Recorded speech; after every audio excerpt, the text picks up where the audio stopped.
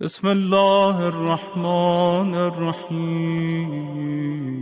انسان کی خلقت میں اللہ عز و جل نے بغیر کسی مذہب اور دین کی تفریق کے آدم کی اولاد کو کرامت عطا فرمائی ہے۔ وَلَقَدْ كَرَّمْنَا بَنِي آدم، ہم نے آدم کی اولاد کو کرامت عطا فرمائی۔ اس میں سب سے پہلے انسان کی خلقت، اس میں خاص عزت ہے، اکرام ہے، احترام ہے۔ اللہ عز و جل نے سورہ انفطار میں یہ پوچھا کہ یا ایھا الانسان، انسان ما غرک بربک الکریم، تجھے کس شے نے اپنے اس کریم پروردگار کے سامنے مغرور بنا دیا ہے؟ الذی خلقک، وہی خدا جس نے تجھے خلق کیا تھا، فسواک، تجھے بڑا ناپتلا بنایا تھا، فی ای صورت ما شاء رکبک، تجھے جس بہترین صورت میں چاہا تھا وہ ڈھال دیا تھا۔ تو اللہ عز و جل نے یعنی خود جسم انسانی اس پر اگر گفتگو ہو، خود یہ کتنا بڑا میریکل ہے۔ لوگ یہ کہتے ہیں کہ مولانا صاحب کوئی معجزہ بتائیے، کوئی کرامت دکھائیے، ہم کہتے ہیں کہ آئینے کے سامنے کھڑے ہو جائیے، اس سے بڑی کیا کرامت ہے، اس سے بڑا کیا معجزہ ہے کہ ایک بے حیثیت آب وہ وجود انسانی میں بدل جائے اور اللہ عز و جل اس پہ ناز کرے، فتبارک اللہ احسن الخالقین، کہ کیا ہی بہترین ہے تمہارا خلق کرنے والا پروردگار۔ آپ غور فرمائیے، یعنی ایک ہلکی سی باریک سے باریک جو اللہ سبحانہ و تعالیٰ کی خلقت کے اندر اللہ کی منصوبہ بندی ہے اور اس نے جو رعایت برتی ہے۔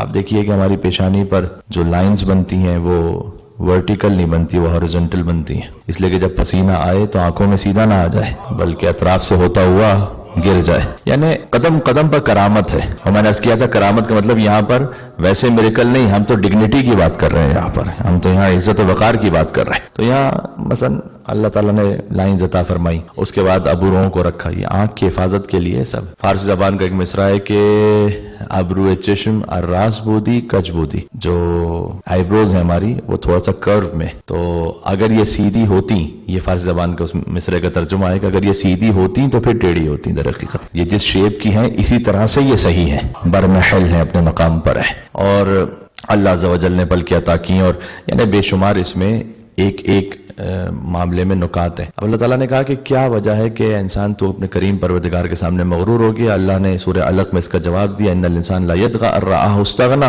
انسان تو طغیان اس وقت کرتا ہے جب اپنے آپ کو بے نیاز سمجھتا ہے اللہ سبحانہ و تعالیٰ سے۔ طغیان مقابل پر ہے عبدیت کے، بندگی کے۔ تو آپ کو یاد ہے، میں کل کی گفتگو سے بالکل مربوط ہو رہا ہوں کہ امیر المومنین نے فرمایا کہ کفا بعزا ان نکون لک عبدا، علی کی عزت کے لیے یہ کافی ہے کہ میں تیرا بندہ ہوں، وکفا بفخرا ان تکون لی ربا، اور علی کے فخر کے لیے اتنا کافی ہے کہ تو علی کا رب ہے۔ انسان کسی بڑے انسان کے ساتھ جڑا ہوا ہوتا ہے، کہتے ہیں بھائی میرا باپ یہ ہے، میرا دادا یہ ہے، ہم فلاں جگہ کے نواب تھے، ایسا تھا ویسا تھا۔ امیر المومنین نے فرمایا کہ میرے فخر کے لیے اتنا کافی ہے کہ تو میرا رب ہے، کافی ہے۔ الہی انت کما احب، پروردگار تو ویسا ہے کہ جیسا میں چاہتا ہوں، فاجعلنی کما تحب، تو مجھے ویسا بنا دے کہ جیسا تو چاہتا ہے۔ یہ امیر المومنین نے بیان فرمایا۔ یہاں سے آج اب ایک نیا سلسلہ فکر شروع ہو رہا ہے کہ دیکھیں جہاں تک عزت و کرامت کی بات ہے نا، تین امور ایسے ہیں کہ ویسے تو ہے ہی مالک الملک اللہ سبحانہ و تعالیٰ، لیکن اسپیشلی تین مواقع ایسے ہیں جو اللہ سبحانہ و تعالیٰ نے یہ فرمایا ہے کہ یہ تو سب کچھ ہے ہی اللہ کے پاس۔ سورہ بقرہ، سورہ نساء، سورہ رعد، یہاں سے تین آیتیں پڑھوں گا۔ ان القوۃ للہ جمیعا فللہ المکر جمیعا فإن العزۃ للہ جمیعا، فرمایا ساری قدرت بھی اللہ کے پاس ہے، ساری تدبیریں بھی اللہ کے پاس ہے، ساری عزتیں بھی اللہ کے پاس ہے۔ جمیعا کا لفظ ہے ان تینوں امور میں، ساری طاقتیں اللہ کے پاس، ساری تدبیریں اللہ کے پاس، ساری عزتیں اللہ کے پاس۔ تو اللہ عز و جل نے فرمایا کہ دیکھو یہ تو جمیعا سب کچھ ہے ہی ہمارے پاس۔ یہ جمیعا کے ساتھ بالخصوص ان تین امور کا ذکر کیا اللہ سبحانہ و تعالیٰ نے قرآن میں، اور سورہ آل عمران میں یہ فرمایا کہ قل، اے رسول آپ کہہ دیجئے، قل اللہم مالک الملک تؤتی الملک من تشاء وتنزع الملک ممن تشاء وتعز من تشاء وتذل من تشاء بیدک الخیر انک علی کل شیء قدیر تولج اللیل فی النہار وتولج النہار فی اللیل وتخرج الحی من المیت وتخرج المیت من الحی وترزق من تشاء بغیر حساب۔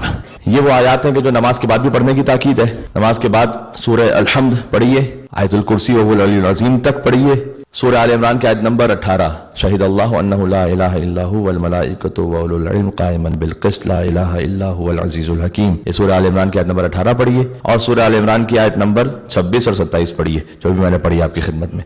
پھر اس کا معجزہ دیکھیے گا اپنی زندگی میں، یعنی کچھ ان ایکسپیکٹڈ ایسی زندگی میں مطلب انسان سوچ بھی نہیں سکتا کہ اچھا یہ رکاوٹ بھی دور ہو سکتی ہے، تو وہ ہو جاتی ہے۔ خود ان اذکار اور اوراد کے پڑھنے والے کے لیے مولانا نے حدیث میں بیان فرمایا ہوا ہے کہ جو نماز کے بعد اسے پڑھنے کا عادی ہو تو اللہ کم از کم 50 مرتبہ نظر خاص کرتا ہے اپنے بندے پر.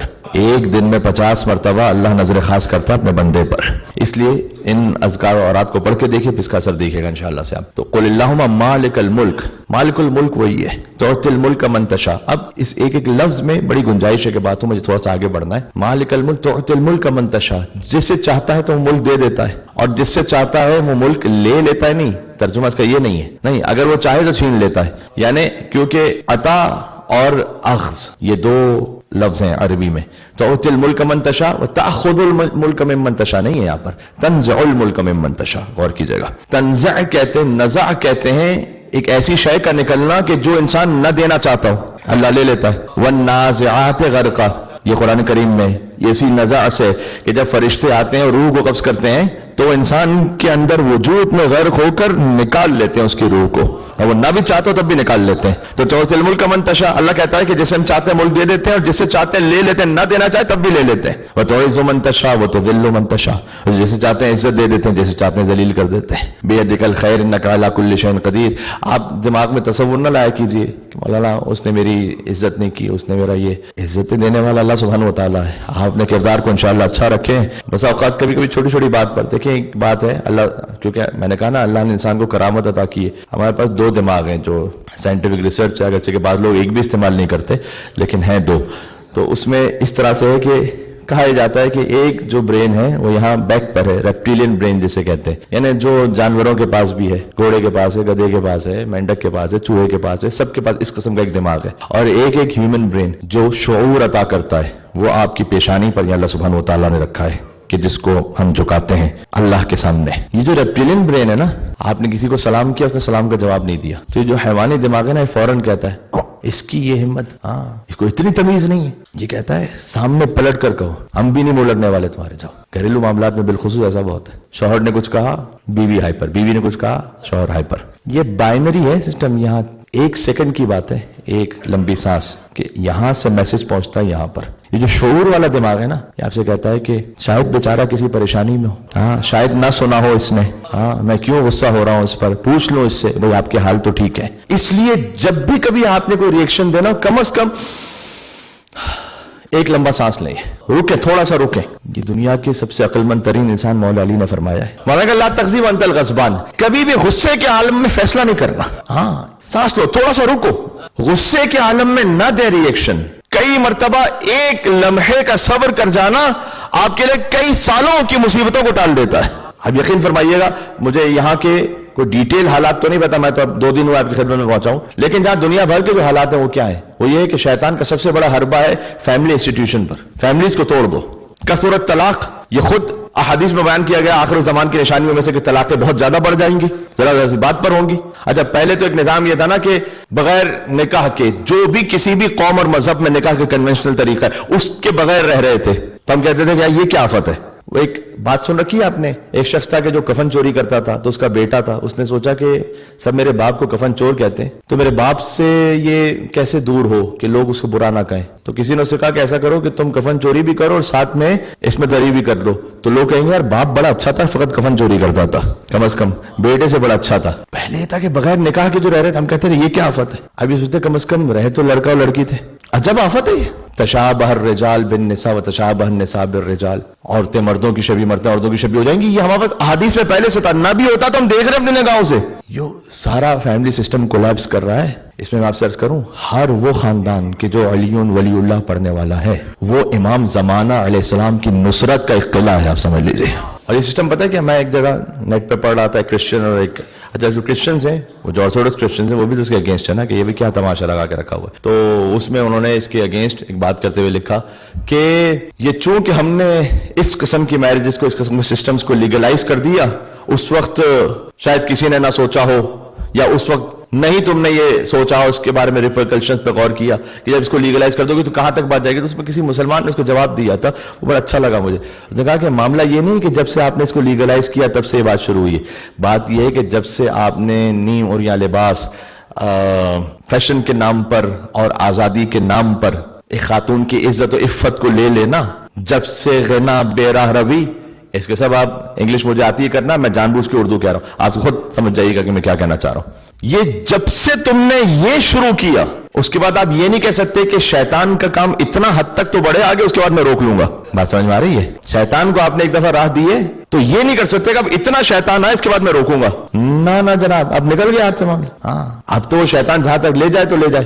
اب اس پہ کوئی الگ سے، میں تو اشارہ کر دیا فقط میں نے، اس پہ اگر سے سیمینار ہوگا، گفتگو ہو، تو پھر اس کا پاس، پریزنٹ اور فیوچر جو کتنا خطرناک ہے وہ آپ کے سامنے عرض کروں گے جو میں دیکھ رہا ہوں. بہرحال ہمارے پاس اس کا قلعہ کیا ہے، اس کا دفاع کیا ہے. آپ یقین فرمائیے، شاید آپ کو یہ ہو کہ یہ کیا بات کرے مولانا، یہ فرش عزائے امام حسین علیہ الصلوۃ والسلام، یہ جو نورانیت ہے، یہ جو معنویت ہے، خدا قسم جن فیملیز نے اپنے بچوں کو اور اپنے خانوادوں کو جوڑ کے رکھا یہاں سے 10 سال تک، 15 سال تک، 20 سال تک، ایک دو بار کی بات نہیں ہے، وہ اس سارے شیطانی سسٹم میں بھی اللہ نے اب خود آیت میں کہا. اب سن لیجیے گا آیت جو میں نے آیت پڑھی ہے کہ جیسے چاہتا ہے عزت دیتا ہے، جیسے چاہتا ہے ذلت دیتا ہے، اس کے ہاتھ میں خیر ہے. پھر فرمایا تولج اللیل فی النہار وتولج النہار فی اللیل وتخرج الحی من المیت وتخرج المیت من الحی. یہ بات سمجھ میں آئی میں کیا کہنا چاہ رہا ہوں؟ اچھا، تولج اللیل فی النہار وتولج النہار فی اللیل، اللہ دن کو رات میں داخل کرتا ہے، رات کو دن میں داخل کرتا ہے. سنیے گا، اس وقت یہاں پر سمر ہے نا، تو دن طویل ہے، راتیں چھوٹی ہیں. جیسے جیسے آپ ونٹر پہ جائیں گے تو دن چھوٹا ہو رہا ہے، رات طویل ہو، تو رات دن میں داخل ہو رہی ہے نا، رات دن میں داخل ہو رہی ہے نا. دن چھوٹا ہو رہا ہے، رات بڑی ہو رہی ہے، تو رات دن میں داخل ہو رہی ہے. وَتُولِجُ اللَّيْلَ فِي النَّهَارِ وَتُولِجُ النَّهَارَ فِي اللَّيْلِ. اور جب پھر آپ ونٹر سے سمر میں آتے ہیں تو پھر دن رات میں داخل ہو رہا ہوتا ہے، کیونکہ دن طویل ہو رہا ہے، رات چھوٹی ہو رہی ہے. اللہ نے کہا تولج اللیل فی النہار وتولج النہار فی اللیل وتخرج الحی من المیت وتخرج المیت من الحی. سنیے گا اس کی تفسیر. اللہ مردہ سے زندہ نکالتا ہے، زندہ سے مردہ نکالتا ہے. سادہ سی بات یہ ہے، کبھی ایک ماں ہے، اس کے ہاں ایک بچے کی ولادت ہوئی، بچہ مردہ ہے، سٹل برتھ ہے، زندہ سے مردہ. کبھی برعکس بھی ہوتا ہے، ماں کا انتقال ہو گیا، بچہ زندہ رہ گیا، مردہ سے زندہ. یہ اس کا ظاہر ہے. باطن جانتے ہیں کیا ہے؟ اللہ مومن سے کافر نکال لیتا ہے، کافر سے مومن نکال لیتا ہے. اگر آپ میں صلاحیت ہے اور آپ کی نیت خالص ہے تو اللہ اس کفر کے نظام سے بھی مومن نکال لے گا، نکالے گا اللہ. اور اگر کسی کی نیتیں بگڑی ہوئی ہے تو کتنا بھی اسلامی نظام ہو وہاں سے کافر نکلے گا. اچھا، کیا نوح علیہ السلام کا بیٹا کافر نہیں ہے؟ اور رسول نبی کا بیٹا ہے کہ بیٹا ہے لیکن اہل میں سے نہیں ہے. انہ لیس من اہلک، بیٹا ہونا اور ہے، اہل ہونا اور ہے. نوح کا بیٹا ہے، اہل نہیں ہے، مومن سے کافر. اب دوسری مثال میں کیا دوں آپ کی خدمت میں؟ محمد ابن ابی بکر کا نام سنا ہوا ہے؟ پتہ نہیں، جتنے پہنچے اتنے پہنچے، نہیں پہنچے تو میں پہنچا نہیں سکتا یہاں سے. علی ابن ابی طالب علیہ السلام فرمائیں کہ وہ ہے حضرت ابو بکر کا بیٹا، لیکن اس کے سلب سے، لیکن میرا بیٹا ہے. اللہ سبحانہ و تعالیٰ نے، اب میں کیا ہے، آج جو عنوان قلمدان سے نکلا اب تک نہیں تاریخ کے وجدان سے نکلا، کیا اس کا شرف عالم امکان سے نکلا؟ میں ہیرا تھا مگر کوئلے کی کان سے نکلا، ہیرا تھا مگر کوئلے کی کان سے نکلا، اور یہ اس پہ شرف ہو گیا اللہ کے ولی کا. ہے میرے ساتھ آپ؟ یہ اس پہ شرف ہو گیا اللہ کے ولی کا. وہ ابن ابی بکر ہے، بیٹا ہے علی کا. تو اب اس مقام کو کم نہ سمجھے جو اللہ سبحانہ وتعالیٰ نے یہ جو عطا کیا. مجھے نہیں پتا میں نے مثال آپ کو دی تھی نہیں دی. ماچس کی ڈبیا 1 روپے کی ہے، لیکن اس کے اندر 10 کروڑ کا ہیرا ہے، تو پھر وہ 1 روپے کی نہیں ہے، 10 کروڑ کی ہے. ہماری اپنی حیثیت اوقات نہیں ہے، ہم خطا کار ہیں، گناہ گار ہیں، لیکن اس وجود کے اندر جو ولایت علی کا عقیدہ ہے، پھر یہ انسان اس ماچس کی ڈبیا کی طرح ہے خود 1 روپے کا، لیکن اندر جو عقیدہ ہے، عطا امام حسین علیہ السلام کا جو عقیدہ ہے، سبحان اللہ. اب میں کیا عرض کروں آپ سے، ارے ہم اور آپ کیا صادق آل محمد یہ فرمائے کہ ولایتی لعلی احب الی من ولادتی منہ. علی کی ولایت پر ہونا مجھے علی کے نسب میں ہونے سے زیادہ عزیز تر ہے.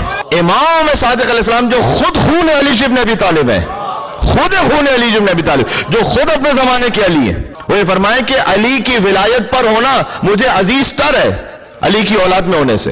2 وجہ امام نے بیان فرمائی ہے. اب ذرا غور فرمائیے گا، میں آپ سے کرامت انسانی پہ بات کر رہا ہوں، تو کیا ایسی شے ہے کہ جو انسان کو عزیز بناتی ہے؟ کیا وہ شے ہے کہ جو انسان کو مقام عطا کرتی ہے؟ ذرا غور کیجئے گا. ایک تو ہے خلقت میں سب کو اللہ نے کرامت عطا کی ہے. اس کے بعد پھر ایمان کی جو کرامت ہے اور جو عزت ہے، فرمایا علی کی ولایت پر ہونا مجھے زیادہ عزیز ہے علی کی اولاد میں ہونے سے. اس لیے کہ علی کی اولاد میں ہونا فضل ہے اور علی کی ولایت پر ہونا فرض ہے. وہ فضل ہے علی کی اولاد میں ہونا، ایک مقام ہے، لیکن علی کی ولایت پر ہونا فرض ہے. پھر امام نے ایک اور اس کی بڑی لطیف تعبیر بیان فرمائی، یہ خود کلام امام میں امام نے فرمایا کہ علی کی ولایت پر ہونا مجھے علی کی اولاد میں ہونے سے زیادہ عزیز اس لیے ہے کہ علی کی ولایت پر ہونا ان کی اولاد میں ہوئے بغیر بھی فائدہ پہنچا جائے گا، لیکن علی کی اولاد میں ہونا ان کی ولایت پر ہوئے بغیر فائدہ نہیں پہنچائے گا. یہ بات سمجھ میں آ رہی ہے؟ کتنے ایسے ہیں کہ جو ان کی اولاد میں سے تھے بظاہر آگے جنریشنز میں جا کر ولایت پہ نہیں رہے.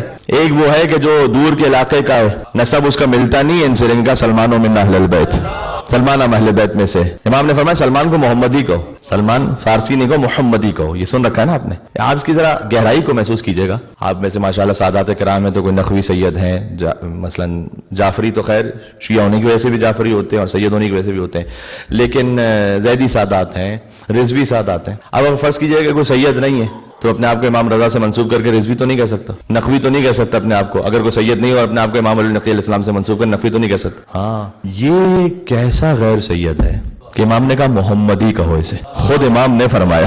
یہ بات پہنچ رہی ہے؟ ایک مل کر محمدی اور علوی اور حسینی صلوات دے دے محمد و آل محمد پر. یہ ہے انسانی کرامت کی وہ معراج. بات واضح ہو رہی ہے؟ تو اللہ نے کہا کہ ہم مومن سے کافر نکالتے, کافر سے مومن نکالتے. تو یہاں پر جب صاحبان ایمان جو تشریف فرمائے, میں ماحول کی بات کر رہا ہوں, اس ماحول میں اپنے آپ کو ہم بچائیں گے کیسے؟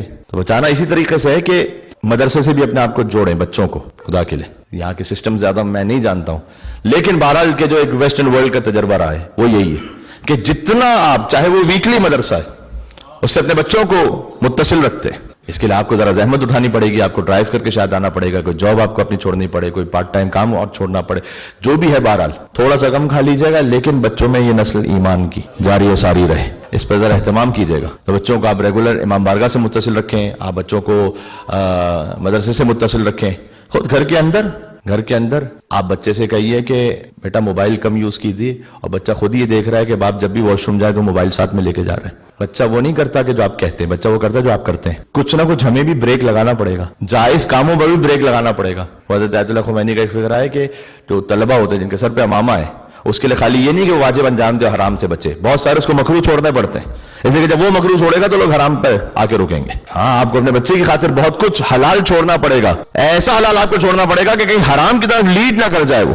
ہاں, یہ سب ایز اے پیرنٹ ہماری ڈیوٹی ہے. تو مولا نے فرمایا کہ مجھے اس ولایت پر ہونا. ولایت کا مطلب کیا ہے؟ ولایت کا مطلب انہیں اپنا آقا, رہبر, مولا قبول کرنا.